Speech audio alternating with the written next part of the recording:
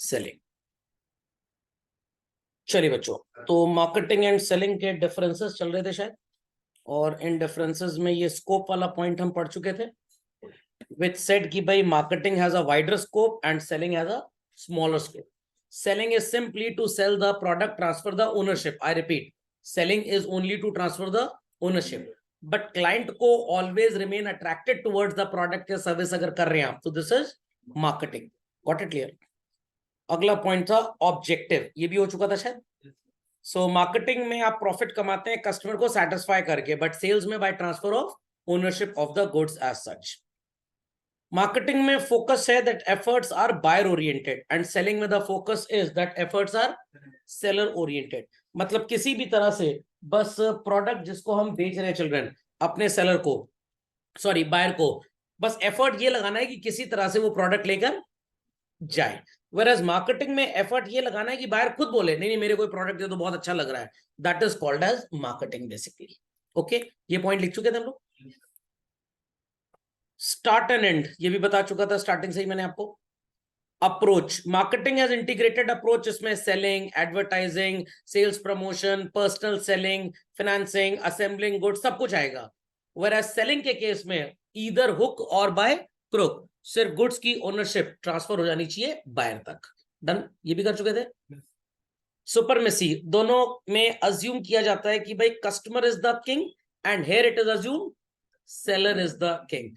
अगर आप किसी भी तरह का प्रोडक्ट अपने कस्टमर को बेच लेते हैं फर्स्ट टाइम, बट कस्टमर दोबारा पूछने ही नहीं आता, मतलब एक तरह से आपने उसको चीट किया था, फूल किया था, तो it is selling not marketing. आपने मार्केटिंग अगर अच्छी की है बच्चों, तो आपको कस्टमर को बार बार बुलाने की जरूरत नहीं है, वो अपने आप प्रोडक्ट की नीड समझ के आएगा। Is that clear? समझ में आ गया? तो दिन भर आपको बैंक से 10 बार फोन आता होगा, क्रेडिट कार्ड ले लीजिए, इंश्योरेंस कंपनी फोन करती है, इंश्योरेंस पॉलिसी ले लीजिए, बट क्या सब्जी मंडी में गोभी आलू वाला आपको फोन करता है ये गोभी आलू खरीद लीजिए? No, what they are doing, marketing, product की क्वालिटी इतनी बता दी कि आप एक ही पर्टिकुलर सब्जी वाले से ही सब्जी खरीदते हैं।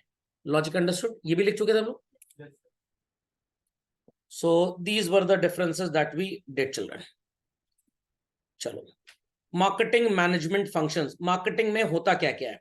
सबसे पहले मार्केट की इंफॉर्मेशन को एनालाइज करते हैं कि बाजार में जरूरत किस चीज की है। आई रिपीट, बाजार में जरूरत किस चीज की है। तो अगर हम एप्पल का एग्जांपल ले चल रहे हैं, एप्पल के जो आज भी हाई एंड मॉडल प्रोडक्ट्स हैं मोबाइल फोन्स के या सो कॉल्ड कंप्यूटर या टैबलेट्स के, वो इंडिया में आज भी मैन्युफैक्चर नहीं होते। तो like iPhone 12 13 normally they are being manufactured. 14 के जो बेस मॉडल्स हैं वो मैन्युफैक्चर होते हैं। 15 हो गया, प्रो मैक्स हो गया एंड ऑल दैट, ये बहुत महंगे हाई एंड मॉडल्स हैं। तो कंपनी को पता है जिसको खरीदना होगा वो खरीदेगा, प्राइस का कंपैरिजन या कंपटीशन इसमें नहीं है। तो जो उनके बेस मॉडल्स हैं वो इंडिया में बनाते हैं ताकि उस पर इंपोर्ट ड्यूटी की वजह से कॉस्ट बढ़ ना जाए। बट जो हाई एंड मॉडल्स हैं वो स्टिल चाइना में ही मैन्युफैक्चर होते हैं और इंडिया में उनको इंपोर्ट किया जाता है।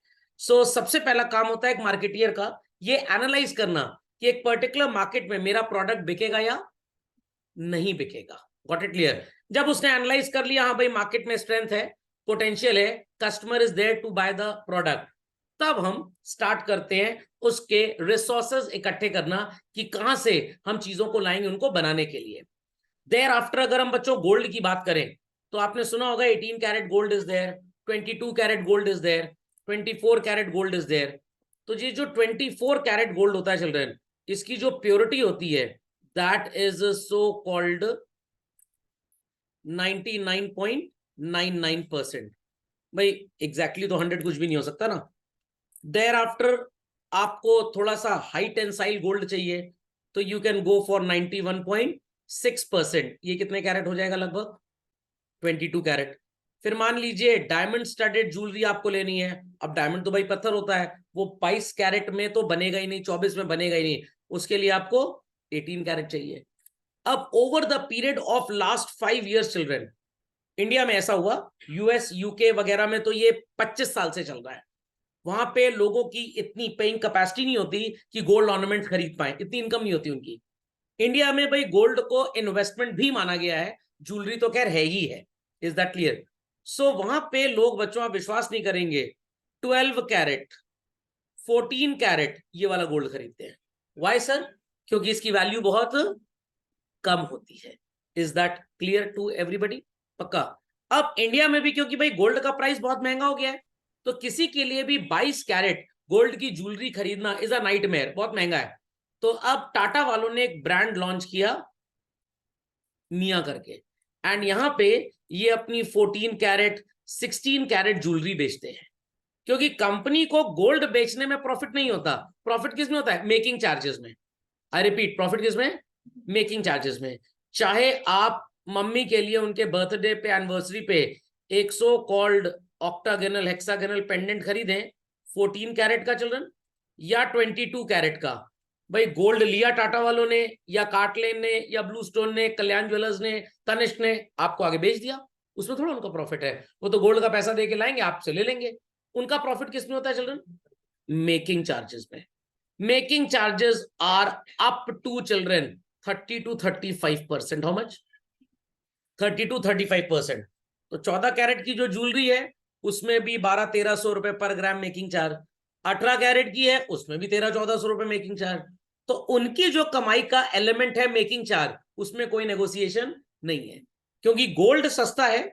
फॉर एग्जाम्पल 1 ग्राम 14 कैरेट अगर हम गोल्ड की बात करें, या बच्चों 18 कैरेट गोल्ड की बात करें, या 22 कैरेट गोल्ड की बात करें, तो cost will be how much? एकदम सिंपल है। लाइक आज मैं चेक कर रहा था 62,800 इज अराउंड गोल्ड प्राइस। तो 6280 हो गया 24 कैरेट का भाव, तो 22 कैरेट हो गया लगभग चिल्ड्रन 5756 पर ग्राम। 18 कैरेट हो गया लगभग 4710 का, और 14 कैरेट हो गया लगभग 3633 का। तो अगर मान लीजिए 5 ग्राम का 14 कैरेट का गोल्ड का पेंडेंट है चिल्ड्रन, तो it will cost you around 18,316 रुपी। मान लेते हैं 20% का मेकिंग चार्ज हो गया लगभग 3600 रुपए, तो अराउंड 22,000 रुपए में एक ठीक ठाक पेंडेंट सेट मिल जाएगा 14 कैरेट का।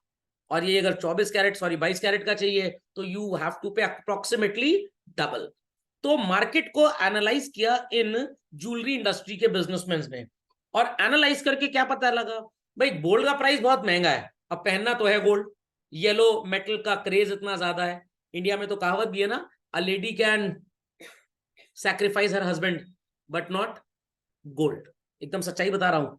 अगर किसी लेडी से पूछा जाए गोल्ड और हस्बैंड दोनों में क्या चाहिए, कहेगी हस्बैंड तो बहुत साल साथ में रह लिए, गोल्ड है सदा के लिए, हीरा है सदा के लिए। खोपड़े में बात गई। तो ये होता है स्टैंडर्डाइजेशन एंड ग्रेडिंग।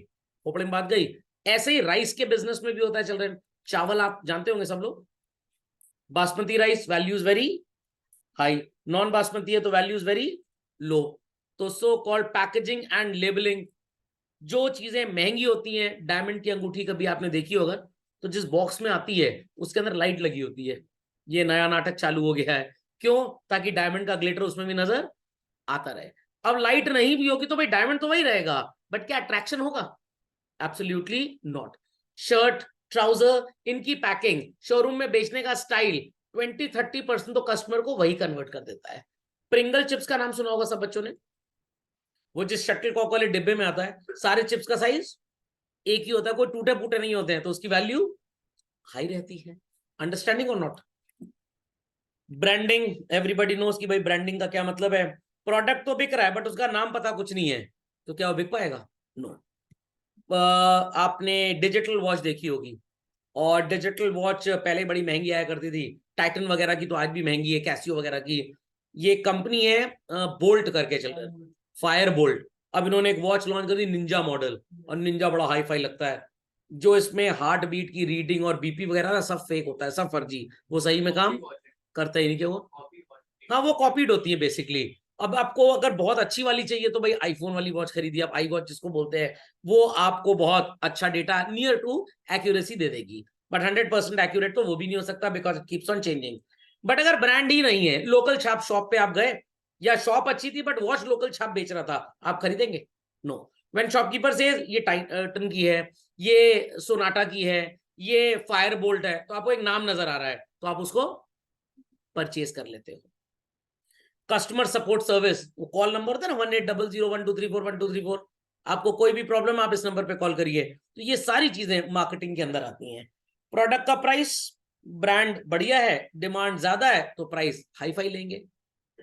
प्रमोशन कैसे करना है प्रोडक्ट का, भाई वो कियारा आडवाणी जी को बुला लीजिए, अमिताभ बच्चन जी कह देंगे कि हमारे यहाँ घड़ी डिटर्जेंट इस्तेमाल होता है, या हम बीका जी की नमकीन खाते हैं, मुथूट फाइनेंस से लोन ले लीजिए, मत्तापूर्ण ये मन्नापूर्ण अन्नापूर्ण फाइनेंस जो है इससे लोन ले लीजिए। So these are the sales promotion measures. Physical distribution का मतलब फैक्ट्री से लेकर कस्टमर के प्लेस तक गुड्स को कैसे पहुंचाना है, चैनल ऑफ डिस्ट्रीब्यूशन के नाम पे आपको पढ़ाया जाएगा, जिसका एक पार्ट है ट्रांसपोर्टेशन। और जब गुड्स बन गए, until unless they are delivered in the market, they are to be kept somewhere, and that place where they are kept is called as what? Go down या warehouse. So all these are covered under marketing, children. Update them fast. सबसे पहला काम क्या है? Gathering and analysing market information. Children, India में luxury cars की अगर बात करें तो समवेयर इन द ईयर 1994 के आसपास there was a company called as Delhi cloth mill, जिनका कोरियन पार्टनर था Daewoo Motors. What? Daewoo Motors. इन्होंने मिलके इंडिया में एक कार बनाई जिसका नाम था सीएलओ। व्हाट? वो सेलो का डिब्बा मत समझ लीजिएगा, गरम खाने वाला, CLO. And this car proved to be a super flop in the Indian market. Why? क्योंकि इंडिया में लोगों को आदत थी 16 से 18 किलोमीटर पर लीटर माइलेज देने वाली कार, और इस गाड़ी का माइलेज था 8 किलोमीटर। लग्जूरियस लेवल की कार थी, power steering, electric window and all that. लोगों को समझ में नहीं आया। अब इस कंपनी की गलती क्या थी? इन्होंने सही तरीके से मार्केट का डेटा कलेक्ट नहीं किया। Is that clear? आज अगर हम बात करें, there is a car company called as Porsche. 2.5 से 3 करोड़ रुपए की गाड़ियां इनकी होती हैं। अगर इंडिया में ये प्रॉपर मैन्युफैक्चरिंग प्लांट सेटअप कर लें, 6 महीने के अंदर दुकानदारी चौपट हो जाएगी, क्योंकि इंडिया में इनकी यूनिट्स खरीदने वाले इतने लोग हैं नहीं। तो नियर बाई ये चाइना वगैरह में इसका मैन्युफैक्चरिंग प्लांट इन्होंने लगाया हुआ है, वहां से रॉ मटेरियल के फॉर्म में इंडिया में इसको भेजा जाता है। काफी हद तक यूनिट फिनिश्ड ही आती है, थोड़ी बहुत चीजें इसमें एड ऑन कर दी जाती हैं। Is that clear? और इंडिया में इसकी सेल कितनी होगी भाई? साल की 10-15-20 गाड़ी बिक जाती होगी ज्यादा से ज्यादा, या हो सकता है 2 ही 4-5 बिकती हो। तो they have gathered the market information. India में मोबाइल फोन इंडस्ट्री तो वे बैक 1992 से चल रही है, या 91 आप बोल लीजिए। स्मार्टफोन्स इंडिया में अराउंड 2000 के आसपास आए।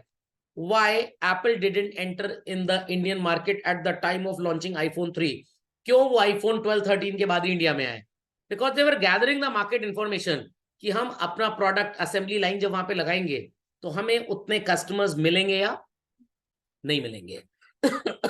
Once they get to know कि यस इंडिया में हमारे कस्टमर्स हैं, अब उन्होंने यहाँ पे असेंबलिंग और मैन्युफैक्चरिंग पिछले साल से स्टार्ट कर दी। Is that clear? तो कुछ ऐसा ही है, आपके मोहल्ले में सो कॉल्ड ढेर सारे लोग रहते हैं, देयर आर 400 हाउसेस, और हर घर में लगभग 5 लोग हैं, तो टोटल कितने लोग हैं मोहल्ले में? 2000। और मैंने एक दिमाग लगाया कि चलो यहाँ पे एक रेस्टोरेंट खोल लेते हैं, तो रेस्टोरेंट चलेगा कि नहीं चलेगा बच्चों? चलेगा, ढेर सारे लोग हैं। बट अगर मैं एक महंगा restaurant in front of a university खोल लूं, in front of, why in front of university? भाई ढेर सारे बच्चे हैं, ढेर सारे बच्चे हैं और वो खाना पीना खाएंगे। तो ढेर सारे बच्चे खाना पीना खाएंगे, बात ठीक है, बट क्या उनकी पेइंग कैपेसिटी 1000-1500 रुपए पर हेड की होगी? स्टूडेंट है भाई, स्टूडेंट है। तो इनके लिए जो मेरे को प्राइसिंग रखनी पड़ेगी, that would be a low pricing और a high pricing restaurant. Low pricing restaurant रखेंगे तो चलेगा, हाई प्राइसिंग रेस्टोरेंट नहीं चलेगा। समझ में आई बात कि नहीं आई बात? पक्का? बट अगर आप किसी पर्टिकुलर रिजॉर्ट को सेटअप करने की बात कर रहे हैं, तो वहां पे 2-4 हजार रुपए पर हेड भी आप प्राइस चार्ज कर लेंगे तो कोई प्रॉब्लम की बात नहीं होगी। Logic understood? तो हर बिजनेस में जो भी प्रोडक्ट या सर्विस बिकती है वो किसकी वजह से बिकती है? कि भाई आपने क्लाइंट बेस सही से पहचाना या नहीं पहचाना। तो Pratapgarh area is near Allahabad, Varanasi is also near Allahabad. Varanasi में ताज वाले एक नया रिजॉर्ट सेटअप कर लें, they will find customers. But क्या प्रतापगढ़ में they will be able to find equal number of customers? Absolutely not. Mumbai में सेटअप कर लेंगे तो और हाई एंड कस्टमर को मिलेगा। तो gathering market information is the first and foremost step. तो इसी को हम बोलते हैं स्वॉट एनालिसिस। लोगों को अगर याद हो, पुराना एग्जाम्पल हमारा Bajaj, earlier they used to manufacture what, children? Scooters. Around 1999 Rahul Bajaj ji जिन्होंने कंपनी सेटअप की, इनके बच्चों ने सोचा कि भाई स्कूटर्स का जो माइलेज होता है that is around 30 to 40 kilometres पर लीटर, एंड पेट्रोल का जो कॉस्ट है वो आने वाले टाइम में बहुत ज्यादा हाई हो जाएगा। तो हमको ऐसा प्रोडक्ट मार्केट को देना है जिसका माइलेज कितना हो, 70 to 80 किलोमीटर्स पर लीटर। तो उन्होंने अपने पिताजी को समझाया, बट उनको समझ में कम आई बात, क्योंकि उनके इमोशंस जुड़े थे स्कूटर इंडस्ट्री के साथ। तो दे सेड अब हम स्कूटर की मैन्युफैक्चरिंग बंद कर रहे हैं and we are launching what, motorcycles. And Bajaj Platina अभी भी आती है motorcycle, was you can say probably the first motorcycle in India जो 70-80 किलोमीटर का माइलेज देती थी। तो इससे फ्यूल का जो खर्चा था, कॉस्ट बढ़ने का, वो कस्टमर्स को मैनेजेबल लगने लग गया। अब इन्होंने स्ट्रेंथ देखी कि हमारे पास स्ट्रेंथ क्या है। Earlier they were manufacturing what, scooters. अब क्या बनाना चाहते हैं, मोटरसाइकिल। सेम फैक्ट्री काम आ जाएगी, इंजन स्कूटर में साइड में होता है, मोटरसाइकिल में बीच में होता है, थोड़ी बहुत ट्रेनिंग दे देंगे एम्प्लॉइज को। अपॉर्चुनिटी क्या है, कॉम्पिटिटर उस जमाने में इनका सिर्फ एक था children, and the name of the company was Yamaha. ऐसा इन्होंने मोटरसाइकिल लॉन्च किया। अब इन्होंने एक बदमाशी भी की थी, अभी मैं आपको बताऊंगा, रिगार्डिंग बजाज पल्सर।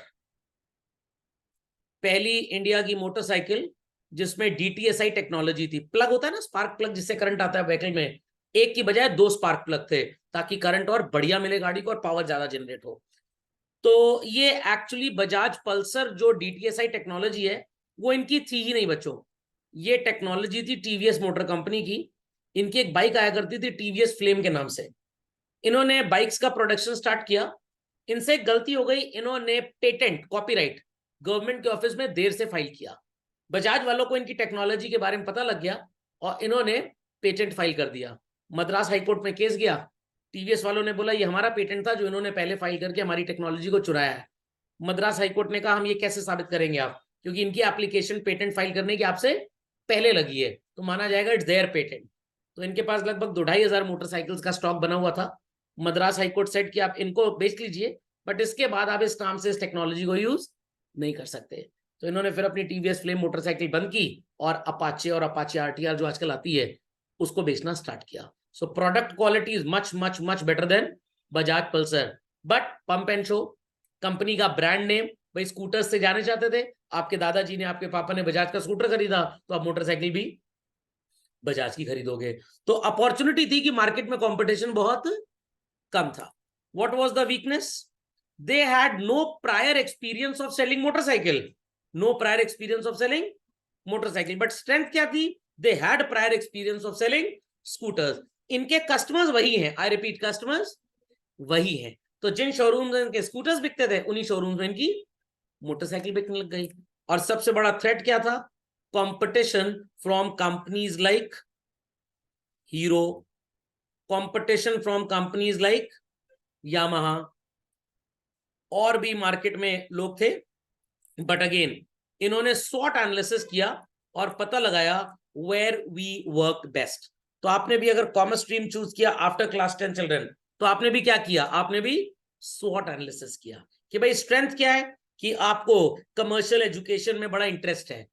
अपॉर्चुनिटी क्या है, बुक्स बहुत मिल जाएंगी, टीचर्स बहुत अच्छे अवेलेबल हैं, आपके घर में भी लोग हैं जो आपको गाइड कर देंगे। साइंस में थोड़ा सा केमिस्ट्री कम समझ में आता था, वीकनेस थी। और थ्रेट क्या थी कि भाई साइंस में कंपटीशन लेवल ज्यादा है, कॉमर्स में कंपटीशन लेवल कम है। भाई साइंस में क्या है, सिर्फ इंजीनियरिंग है, उसके बाद आप कुछ भी कर सकते हो। बट कॉमर्स में राइट फ्रॉम द बिगिनिंग आपको ढेर सारी मल्टी फेसेटेड स्ट्रीम्स मिल जाती है। समझ में आ गई बात कि नहीं आई, पक्का? चलिए, तो इस टेक्स्ट को आप कॉपी करना चाहे तो लिख लीजिए झटपट। Let's proceed further. Standardisation, tailor से शर्ट स्टिच करवाएंगे तो 2 बार स्टिच करवाएंगे, दोनों बार एग्जैक्टली सेम फिटिंग आ जाए, पॉसिबल है? नो। बट रेडीमेड गारमेंट्स में the fitting remains brand wise exactly same. क्यों? क्योंकि वहां पे काम मशीनों से होता है। कभी ऐसा सुना है एक कार होंडा वालों की थोड़ी सी बड़ी बन गई, एक छोटी बन गई? नो। बट जो वो कुमार व्हील चला के कुल्हड़ बनाता है, क्या उसका शेप और साइज एग्जैक्ट हो सकता है? नो। हलवाई जो मिठाई बनाता है हाथ से, क्या हर लड्डू एक वेट का हो सकता है? नो। तो यहाँ पे स्टैंडर्डाइजेशन नहीं है। Now shopkeeper has to ensure that there should be standardisation, और इसके लिए हर बिजनेसमैन को एसओपीज बनाने चाहिए। क्या बनाने चाहिए? SOP, standard operating procedure. पूरे इंडिया में चिल्ड्रन मैकडोनल्ड्स का बर्गर आप कहीं पे भी खा लीजिए, will there be a single percentage change of taste? No, क्योंकि सेम क्वालिटी का बर्गर आपको हर जगह सप्लाई किया जाता है। मैकिन का सॉस की क्वालिटी सेम होती है, सब कुछ सेम होता है। 23 ml है तो 23 ml ही जाएगा, 24 या 22 नहीं जाएगा। साइकिल है बर्गर बनने से बिकने तक की 12 मिनट की, तो 12 मिनट ही रहेगी, वो 11.5 मिनट नहीं रहेगी। बट मोहल्ले का लोकल हलवाई आज तो समोसा बहुत बढ़िया बनाया, 4 दिन बाद आप खाने का टेस्ट चेंज हो गया। उस दिन चटनी बहुत अच्छी थी, आज उतनी अच्छी नहीं लिखी। प्रॉब्लम क्या है? They do not have SOP, standard operating procedure नहीं है। हल्दीराम का नाम सुने बच्चों? किसी जमाने में एक हलवाई थे, छोटी सी समोसे की दुकान होती थी, but now they have outlets in foreign countries as well. क्यों? A result of standardisation. लिखे हुए हैं, फ्रेंचाइज भी किसी को देते हैं तो बोलते हैं इस स्टेप को ही फॉलो करना है। तो चाहे हल्दीराम के स्टोर में आप न्यू दिल्ली चले जाइए, न्यूयॉर्क चले जाइए, नोएडा चले जाइए, प्रयागराज आ जाइए, वाराणसी चले जाइए, गुजरात चले जाइए, कहीं चले जाइए, the taste would remain same. ऐसे हमारे प्रयागराज सिटी में एक हरी राम एंड सन्स है चिल्ड्रन, इनके मसाले बड़े फेमस हैं, एंड इनका एक मसाले वाला समोसा होता है, that is also very famous. But इनकी शॉप एक ही थी इलाहाबाद में, और एक ही है भी, और वर्ल्ड वाइड ये ट्रैवल क्यों नहीं कर पाए? 2 problems, they have not ever thought of expanding, as well as इन्होंने कभी अपना एसओपी बनाया ही नहीं। क्योंकि एसओपी बनाने की जरूरत तब पड़ेगी जब आप अपने से हटकर किसी और को अपना काम करने देंगे। आपको पता है कितना चुटकी अमचूर डालना है, बट दूसरे को नहीं पता, तो उसको बताना पड़ेगा। जो न्यूयॉर्क में बैठा है उसको नहीं पता, तो उसको बताना पड़ेगा। कैसे बताएंगे आप? एसओपी लिख के देंगे, भाई ये सिस्टम तुमको फॉलो करना है, और ये वर्ल्ड वाइड सारे स्टोर्स में आपके फॉलो होगा। तो अगर एक्सपैंड करना है तो you should also have standardisation. खोपड़े में बात गई? खोपड़े में बात गई। दवाई बनाने वाली कंपनी दवाई बनाती है, एक ही कंपनी ने 4 पत्ता दवाई बनाई, क्या चारों का इफेक्ट अलग अलग हो जाएगा? No, it is same. क्या टैबलेट का साइज डिफरेंट हो जाएगा? No, it is same basically. What it clear? तो प्रोडक्ट की quality, quantity, everything should remain same, तब जाके आपके प्रोडक्ट को एक अच्छे प्रोडक्ट के नाम पे मार्केट में देखा जाएगा। तो अगर आपका प्रोडक्ट स्टैंडर्डाइज है तो आपको बार बार उसे चेक करने की, टेस्ट करने की, और उसकी क्वालिटी को इवैल्यूएट करने की जरूरत नहीं पड़ेगी। लोकल पेंट खरीद लीजिए, पता लगा 5 लीटर का कंटेनर एक बार 4 वॉल कवर किया, एक बार 3 ही वॉल में खत्म हो गया, बट अच्छी क्वालिटी का पेंट ऐसा नहीं होगा। समझ में आई बात या बिल्कुल भी नहीं आई बात? लिख लीजिए झटपट फास्ट स्टैंडर्डाइजेशन का meaning. So buying trousers, shirts of standardised companies, कभी भी आपको स्टिचिंग का, इन सब का, कलर का प्रॉब्लम नहीं आएगा। नॉन स्टैंडर्डाइज्ड प्रोडक्ट खरीदेंगे, कभी अच्छा चल गया, कभी खराब चल गया। Update fast. Moving ahead children, grading of products. ये 3 तरह की, 4 तरीके की चाय नजर आ रही है बच्चों? Tata Agni, Tata tea, Tata Tetley and Tata gold. Anybody can tell me the difference between these 4 children? ये 3-4 चाय हैं, इसमें फर्क क्या है? क्वालिटी। सबसे घटिया क्वालिटी किसमें? अग्नि। सर हमें वही अच्छी लगती है सर, स्ट्रॉन्ग चाय है। और सबसे बढ़िया क्वालिटी किसमें है? Tata tea gold. कितनी भी चाय पत्ती डाल दीजिए, कलर ही नहीं आता, because we are accustomed to that dark brown colour of tea, जो टाटा अग्नि में तो मिल जाएगा, बट टाटा टी गोल्ड में नहीं मिलेगा। अब ऐसा नहीं कि चाय पत्ती एक है, कंपनी पागल बना रही है आपको, ऐसा नहीं है। जहां पे ये चाय पत्ती उगाई जा रही है, सॉइल की क्वालिटी बहुत अच्छी है, फसल बहुत अच्छी हुई, तो वो टाटा टी गोल्ड में बिक गई। Sir who is going to decide? Tea tasters are there, standardised markers are there, उसके बेसिस जो सेलेक्ट करते हैं ये पत्ती अच्छी और ये पत्ती खराब। तो जैसे गोल्ड के लिए तो मशीन बन गई है जो कैरेक्टर चेक कर देगी आपका, बट यहाँ पे स्टिल लोग होते हैं। कपड़े की भी क्वालिटी ऐसी ही है। सियाराम सूटिंग एंड शर्टिंग का क्लॉथ, कोई 600 रुपए मीटर है, कोई 2000 रुपए मीटर है, दोनों की क्वालिटी यान की फर्क है। कॉटन की शर्ट 250 की भी मिलती है, 2500 की मिलती है। मुंबई में एक ब्रांड है चिराग दीन, उसकी शर्ट स्टार्टिंग 5-10 हजार रुपए से होती है। क्यों? Because quality is much better. Colour plus की शर्ट्स आपको मिलेंगी 3-4 हजार की, क्वालिटी इज बेटर। सो अग्नि इन्होंने निकाली भाई ऐसे लोगों के लिए जो ज्यादा महंगी चाय अफोर्ड ना कर पाए।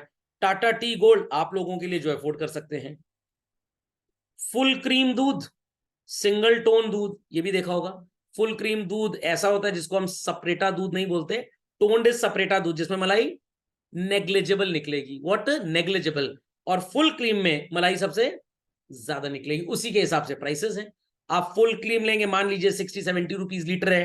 टोन्ड लेंगे आप तो हो सकता है आपको 55, 52, 50 रुपीज लीटर मिल जाए।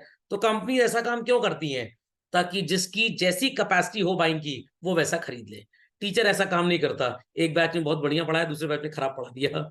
Nothing like that. तो there the quality remains same. Advocacy profession ले लीजिए, कुछ एडवोकेट्स हैं वो एक हियरिंग का 1 लाख लेते हैं, कुछ एडवोकेट्स हैं वो एक हियरिंग का 10,000 लेंगे। अब 10,000 वाला कम से कम 4-5 हियरिंग में केस निपटवाएगा ताकि उसके पैसे बनते रहे, और 1 लाख वाला एक हियरिंग में निपटवा देगा। कुछ डॉक्टर ऐसे होते हैं जो फीस लेंगे 200, दवाई देंगे 2,000 की, और कुछ डॉक्टर ऐसे हैं जो फीस लेंगे 1,500, दवाई देंगे 50 रुपए की। वो दवाई में कमा लेते हैं, वो अपनी फीस में कमाते हैं। तो भाई हर इंसान का अपना अपना logical way to do business है। खोपड़े में बात गई। तो लाइक जूम का plan which I am using is 439 rupees per month. Got it clear? इसमें 100 लोगों की कनेक्टिविटी है और अनलिमिटेड मीटिंग्स हैं। क्लाउड स्टोरेज 5 GB का है। बट अब अगर मैं चाहूं कि मेरे को कनेक्टिविटी में लोग ज्यादा मिल जाए तो जूम कहेगा फिर आप पैसे ज्यादा दीजिए। Got it clear? मैं चाहता हूं कि भाई अलग अलग जूम रूम्स बन जाएं। सर ये क्या होता है? मान लीजिए there are 50 students in a class, 10-10 का ग्रुप बना दो, 10 से एक क्वेश्चन पूछो, फिर 10 से दूसरा, 10 से तीसरा। तो जो 10 ग्रुप ए में है वो मेरी डिवाइस पे दिखाएगा रूम ए में ये 10 पार्टिसिपेंट, रूम बी में ये 10 पार्टिसिपेंट। तो अब इसकी सर्विसेज के लिए जूम पैसे मेरे से और मांगेगा। जूम कह रहा है कि अगर आपको कॉलिंग फैसिलिटी चाहिए, टेलीफोन पे कॉल भी आप कर लें इंटरनेट के अलावा, तो भाई थोड़े से और पैसे देने पड़ेंगे। That is grading. तो जूम का एक स्टैंडर्ड सॉफ्टवेयर है, फिर एक बिजनेस पैक है, एक प्रो पैक है, likewise. Understood? Please copy this. आपने माइक्रोसॉफ्ट विंडोज ऑफिस के बारे में सुना होगा। एक आता है बच्चों ऑफिस 365, 1 साल का लाइसेंस होता है। वर्ल्ड वाइड कहीं भी बैठ के आप अपनी डिवाइस पे उसको लॉग इन कर सकते हैं। बट आपने अगर ऑफिस 2021 लिया है तो वो आपके लैपटॉप पे ही रहेगा, वो ऑनलाइन नहीं रहेगा। व्हाट्सएप आपने देखा होगा, एक व्हाट्सएप नॉर्मल आता है, व्हाट्सएप फॉर बिजनेस आता है। So this is again called as grading of products. Got it? Airtel Reliance Jio का इंटरनेट कनेक्टिविटी भाई 40 Mbps का प्लान है, 30 Mbps है, 100 Mbps है। देन आपको OTT प्लेटफॉर्म भी साथ में चाहिए, तो accordingly price keeps on increasing. तो ग्रेडिंग सब लोग समझ गए? लेबलिंग बोलते हैं that label acts as a self salesman. Label पे सारी डिटेल्स होती हैं, प्रोडक्ट कैसा है, उसके कंटेंट क्या है, कैसे उसको यूज करना है। आपने देखा होगा दवाई के पैकेट पे भी डायरेक्शंस फॉर यूज लिखा होता है। जो लोग डाई लगाते हैं कि भाई पहले पाम के बैग पे लगा के देख लीजिए, अगर नुकसान हो रहा है तो उसे मत लगाइए। खोपड़े में बात गई कि नहीं गई? लेबलिंग भी कॉपी कर लें सब लोग। कोई भी प्रोडक्ट आप खरीदते हैं, लैपटॉप खरीदिए, मोबाइल फोन खरीदिए, स्टिकर पे लिखा होता है ना कैमरा कितने मेगापिक्सल का है, प्रोसेसर कौन सा लगा है, प्राइस क्या है एंड ऑल दैट। तो label acts as a self salesman. और कुछ कंट्रीज में तो प्रोडक्ट पे लेबल लगाना कंपलसरी है। इंडिया में काफी प्रोडक्ट्स के ऊपर ही एग्जेम्प्टेड है। इवन मिल्क का पैकेट है, उस पर लेबल तो नहीं चिपका सकते, तो पैकेट ही वैसे प्रिंट करवाए जाते हैं। एक्सपायरी डेट होना ये सब बहुत जरूरी है लेबल पे। चलिए, पैकिंग एक वर्ड होता है and the second is packaging. अब दोनों में डिफरेंस क्या होता है? एक सिंपल सा लॉजिक है। आपने वो 10 रुपीज का फ्रूटी का टेट्रा पैक देखा होगा, तो फ्रूटी का कॉम्पोजिशन उसके अंदर फिल करना इज पैकिंग। फिर 24 टेट्रा पैक्स का एक प्लास्टिक पैक बनाया जाता है जिसमें नीचे हार्डबोर्ड लगा होता है, ऊपर प्लास्टिक से कवर्ड होता है। That is known as packaging. समझ में आ गया? So you can say that packing is primary and packaging is secondary. Cold drink की 2.25 लीटर्स की बॉटल के अंदर कोल्ड ड्रिंक का सो कॉल्ड सोल्यूशन पोर करना इज पैकिंग, और 9 बॉटल्स का एक कंटेनर में ग्रुप बना के डाल देना, it is known as packaging. समझ में आई बात? सम प्रोडक्ट्स आर देयर जिसमें पैकेजिंग और पैकिंग की जरूरत नहीं होती, ओपन डिलीवरी इज देयर, जैसे कार्स, मोटरसाइकिल्स। क्या पैकिंग हो क्या आती है? Absolutely not. So anything which protects the product from leakage, spoilage, moisture, heat, mishandling is called as packaging. और ऑब्वियस सी बात है प्रोडक्ट की लाइफ भी बढ़ जाती है। समझ में आ गया? Amazon से आपने प्रोडक्ट खरीदा, मान लीजिए एक मफलर खरीदा, तो मफलर एक ट्रांसपेरेंट पॉलिथीन के अंदर है, फिर अमेजोन वाले ऊपर से अपनी पैकिंग चढ़ाते हैं, समझ में आ गया। तो मफलर जिसके अंदर फर्स्ट टाइम किया दैट इज पैकिंग, फिर अमेजोन ने अपना पॉलिथीन चढ़ाया, इट इज पैकेजिंग, समझ में आया। मोबाइल फोन बॉक्स के अंदर आता है, बॉक्स के अंदर, तो मोबाइल फोन बॉक्स के अंदर रखा हुआ है और बॉक्स सील टाइट है और ऊपर पॉलिथीन पैक्ड है पूरा, तो जो पॉलिथीन ऊपर है वो पैकेजिंग होगा। फिर पॉलिथीन आपने फाड़ दी और फिर डिब्बा खोल लिया आपने, दैट बॉक्स इज पैकिंग। समझ में आई बात, समझ में आई बात। लिख दीजिए पैकिंग और पैकेजिंग का इंपॉर्टेंस। चलो, आई होप सो सबने शूज कभी ना कभी मार्केट से परचेज किए होंगे। शू जिस बॉक्स के अंदर होता है, मेनी अ टाइम्स बॉक्स खोलिए सीधे शू नजर आता है, मेनी अ टाइम्स एक पेपर रैप होता है उसमें रैप्ड अराउंड होता है, तो पेपर रैप में अगर रैप्ड अराउंड है तो दैट इज पैकिंग, फिर बॉक्स में है तो पैकेजिंग। ये तो भाई रिटेलर और कस्टमर के बीच में है। रिटेलर के पास जो शूज आते हैं क्या, एक एक बॉक्स आता है, बहुत बड़े से कार्टून बॉक्स के अंदर 10 to 12 पेयर्स ऑफ शूज एक साथ आते हैं, तो हर एक जोड़ी जूता लेफ्ट और राइट पैर का एक बॉक्स के अंदर रखा है, दैट इज पैकेजिंग। 12 बॉक्सेस का एक बड़ा सा कार्टून बॉक्स बन गया, that is packaging, that is packaging. समझ गए। ब्रांडिंग, मारुति, मारुति सुजुकी, ये सिंबल है। सो नेम, टर्म, सिंबल और कॉम्बिनेशन ऑफ ऑल टर्म्स जो प्रोडक्ट को एक यूनिक आइडेंटिटी देते हैं, that is known as branding. McDonald का आलू वाला बर्गर क्या बोलते हैं, वेज बर्गर बोलते हैं उसको, मैक आलू टिक्की। समझ में आ गया। Then we have Alto 800, then we have Nexa, then we have Mercedes C class. ये शब्द क्या रिप्रेजेंट करते हैं, प्रोडक्ट को एक यूनिक आइडेंटिटी देते हैं ताकि कस्टमर ये बोलकर मार्केट में प्रोडक्ट खरीद पाए। आपने बच्चों रिफाइंड ऑयल के बारे में तो कुछ सुना ही होगा, आंसर। इंडिया में बहुत कंपनीज हैं जो रिफाइंड ऑयल बनाती थी। सबसे पहले जब ऑयल बना तो वो देशी घी ही था बेसिकली। उसके बाद सब लोग देशी घी अफोर्ड नहीं कर पाते थे, तो वेजिटेबल ऑयल के नाम से बाजार में ऑयल आने लग गया, और ये था वनस्पति घी। और वनस्पति घी जो इंडिया में सबसे पहले आया दैट वाज डालडा। क्या नाम था कंपनी का, डालडा। उसके बाद बहुत ढेर सारी कंपनी ने वनस्पति घी लॉन्च किया, बट शॉप पे जब भी कस्टमर जाता था क्या बोलता था, 2 किलो डालडा दे देना। अब डालडा मतलब वो इस ब्रांड को नहीं चाह रहा है, वो कह रहा है कैसा भी वनस्पति घी दे दो। Is that clear. जैसे मस्टर्ड ऑयल है चिल्ड्रन, कौन सा ऑयल, सरसों का तेल। सरसों की जो फसल होती है उसको बोला जाता है कच्ची घानी। व्हाट, कच्ची घानी, ठीक है। फॉर्च्यून कच्ची घानी ऑयल। अब लोग कहते हैं कच्ची घानी ऑयल दे दो या 2 लीटर फॉर्च्यून दे दो। फॉर्च्यून का मतलब 2 लीटर तेल चाहिए। अब फॉर्च्यून कंपनी का हो, एक्स कंपनी का हो, वाई कंपनी का हो, कोई भी चलेगा। Is that clear, is that clear. Similarly we had a company in India, first and foremost, जिसने वाटर पंप बनाया, और उस कंपनी का नाम टुल्लू था। तो अब लोग ये नहीं बोलते कि वाटर पंप दे दो, जरा वो टुल्लू देना कूलर में लगाने वाला, थोड़ा हाई पावर का टुल्लू देना, 2 फ्लोर तक पानी चढ़ाना है वाटर टैंक में। So the word Tullu was the brand name basically, but now it is a representation of a product. It is a representation of a product. खोपड़े में बात गई। डेस्कटॉप हो या लैपटॉप हो, होते दोनों ही पर्सनल कंप्यूटर्स हैं, बट लैपटॉप जिस कंपनी ने सबसे पहले लॉन्च किया उन्होंने ब्रांड दिया, ये लैपटॉप है। एसर कंपनी का नाम सुना है चिल्ड्रन, आंसर। आपने गूगल का भी नाम सुना होगा, गूगल का भी लैपटॉप आता है बट उसका नाम क्या है, क्रोमबुक। क्यों, क्योंकि इसमें ऑपरेटिंग सिस्टम गूगल क्रोम है। आई रिपीट चिल्ड्रन, इसमें ऑपरेटिंग सिस्टम कौन सा है, गूगल क्रोम है, तो that's why it is called as a Chromebook. अब अगर आप गूगल के स्टोर पे भी जाते हैं या कहीं पे भी जाते हैं गूगल का लैपटॉप लेने, कभी आपके मुंह से क्रोमबुक निकलेगा ही नहीं। क्या निकलेगा, एक गूगल का लैपटॉप दे दो, क्योंकि हम उसको उस नाम से ही जान चुके हैं। फंडामेंटल लॉजिक इज क्लियर और नॉट। तो डालडा समझ गए, तो actually Dalda was the name of the vanaspati ghee that was launched by the company. तो शॉप पे जाके आपको बोलना चाहिए था हमें 2 लीटर वनस्पति घी दे दो, बट आप क्या बोलते हैं, हमें 2 लीटर डालडा दे दो। सो आपके मुंह से निकला हुआ शब्द डालडा डजंट मीन टू से कि आपको इस ब्रांड का ऑयल चाहिए, आपको वेजिटेबल ऑयल ही चाहिए। समझे बात को, पक्का। तो ब्रांडिंग करने से एडवांटेज सिर्फ ये होगा कि आपके प्रोडक्ट को एक यूनिक आइडेंटिटी मिलती है। जैसे दीपावली में लोग घर में लाइट लगाते हैं, कहते हैं ना चाइनीज झालर दे दो, उसका कोई नाम होता है?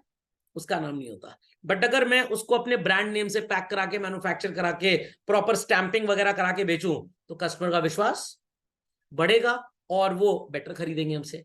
तो आज अगर वुडलैंड के स्टोर से वुडलैंड का नाम हटा दे बच्चों और वही सारे जूते अंदर बेचें बट कोई नाम ना हो, क्या आपके अंदर वो फेथ, वो विश्वास, वो भरोसा जगेगा? बिल्कुल भी नहीं जगेगा। Logic understood well? So brand gives a new unique identity और कस्टमर के माइंड में एक फेथ क्रिएट कर देता है एज सच। What it? कॉपीफाई fast. Promotion. Can you make your customers buy a product without telling them? No. Sales promotion, advertising, personal selling, publicity, ये सारे के सारे मेथड्स हैं प्रमोशन के। Then many a time it happens कि जब आप प्रोडक्ट को इंट्रोड्यूस करते हैं तो लोगों को फर्स्ट टाइम इसके बारे में बताते हैं, वो एडवर्टाइजमेंट हो गया। बट सर ये एडवर्टाइजमेंट बार बार क्यों आता है? क्योंकि हम दिमाग से कमजोर होते हैं और हम चीजों को भूल जाते हैं। कभी आपने नोटिस किया होगा कि स्टार्टिंग में किसी भी चीज का एडवर्टाइजमेंट बहुत बड़ा होता है, 2-3 महीने बाद एडवर्टाइजमेंट थोड़ा सा छोटा हो जाता है। क्यों छोटा होता है? सिर्फ याद दिलाना है बस। अब आपको पता है, सिर्फ याद दिलाना है। सो प्रमोशन एक्चुअली कैसे होता है, हम कौन कौन से टूल्स यूज करते हैं, हम सेल्स प्रमोशन कैसे करते हैं? भाई ज्यादा से ज्यादा प्रोडक्ट कस्टमर खरीदे, डिस्काउंट कूपन लॉन्च कर दिया। एडवर्टाइजमेंट करिए, दिन में 4 बार आप एडवर्टाइजमेंट देखेंगे तो 5वीं बार शायद वो प्रोडक्ट खरीद लें। पर्सनल सेलेंगे, सेल्समैन आपको शॉप पे भी और आपके घर पे भी आते हैं मेनी टाइम्स। पब्लिसिटी में और एडवर्टाइजमेंट में डिफरेंस है चिल्ड्रन। पेड फॉर्म अगर है तो एडवर्टाइजमेंट है, अनपेड है तो publicity. I went to McDonald's, उन्होंने एक बर्गर लॉन्च कर दिया, Mc business burger. What? Mc business. उसको खाने के बाद बिजनेस स्टडीज बड़ा अच्छा समझ में आता है। Is that clear? अब मैंने 4 लोग को बताया, उन्होंने खाया, उन्होंने और आगे 10 लोग को बताया, तो this is called as what? Publicity. But McDonald's ने अगर किसी एडवर्टाइजिंग कंपनी को कॉन्टैक्ट किया और 1 लाख रुपए दिए और बोले टीवी में दिन में 4 बार डिस्प्ले होना चाहिए कम से कम, देन इट इज एडवर्टाइजमेंट। उसके बाद फिर रिमाइंड करना है और पोटेंशियल कस्टमर्स, और ये चीज इंटरनेट के थ्रू आजकल बहुत अच्छी होने वाली है। आप एक बार इंटरनेट पे सर्च कर दीजिए ब्लैक लेदर शूज, कोई भी एप्लीकेशन ओपन करिए, फेसबुक पे कुछ भी, आपको क्या नजर आएगा? हर जगह ब्लैक लेदर शूज ही नजर आएंगे। और आप क्या लगे, अरे इतना जूता मिल रहा है मार्केट, मेरे को तो पता ही नहीं था। एक्चुअली होता क्या है, जब आप सर्च करते हैं ब्लैक लेदर शूज तो आपका सर्च डेटा गूगल हजारों लोगों को बेचता है। जो सबसे पहले खरीदने आएगा गूगल उससे कहेगा $0.50 दे दो, जो 4 दिन बाद खरीदने आएगा गूगल कहेगा अच्छा 2 सेंट दे दो। तो your search is sold basically. Why sir it is sold? Because the person, the company who is buying it, वो आपको प्रमोट कर रही है कि खरीदिए वो चीज हमसे। Amazon पे भी आप सर्च करेंगे ना पेज पे, तो वो दूसरे प्लेटफॉर्म पे मिल जाएगा। आपने इंस्टाग्राम चलाया, आपने वो ट्विटर या एक्स चलाया, आपने फेसबुक चलाया, वही सारे एड्स आने लग जाएंगे। तो सर उनको पता कैसे लगता है? आप लॉग इन करते हैं ना, जब आप लॉग इन करते हैं तो एक टीसीपी आईपी एड्रेस क्रिएट होता है, transfer control protocol and internet protocol. तो मतलब आपका एक फुटप्रिंट वहां छूट जाता है। जैसे आप सड़क पे चलते हैं तो जूते चप्पल की छाप छूटती है, तो ऐसे ही फुटप्रिंट वहां छूटते हैं और वो फुटप्रिंट्स आपके खरीदे जाते हैं और फिर हम वो डेटा खरीद के आपको एडवर्टाइजमेंट देते हैं। 100 लोगों को एडवर्टाइजमेंट देंगे, 1-2 तो जाल में फंस ही जाएंगे। समझ में आई बात? 10 दिन बात कर लीजिए घर में मम्मी पापा के साथ, सामने अलेक्सा आंटी को ऑन करके कि राजस्थान टूर पे जाना है। 12वें दिन से आपके मोबाइल पे, फेसबुक पेज पे, हर जगह क्या आएगा? राजस्थान टूर के ऑफर्स आने लग जाएंगे अपने आप ही। Got it clear? तो लाइक मैं आपको पढ़ाता हूँ, कहीं मैं कुछ एग्जांपल देता हूँ, then I search my Google page, तो मेरे को वही सब चीजें वहां दिखाने लग जाती हैं। तो ये बेसिकली हमारा डेटा बेचा जाता है।